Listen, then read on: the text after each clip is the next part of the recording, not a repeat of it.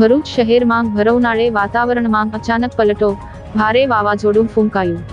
ભરૂચ શહેરમાં ભર ઉનાળે વાતાવરણમાં અચાનક પલટો આવતા ભારે પવનના સુસવાટા વચ્ચે વાવાઝોડા સાથે અને વીજળીના કડાકા ભડાકા સાથે વરસાદ વરસ્યો હતો, જેના પગલે વાતાવરણમાં ઠંડક પ્રસરી જવા પામી હતી.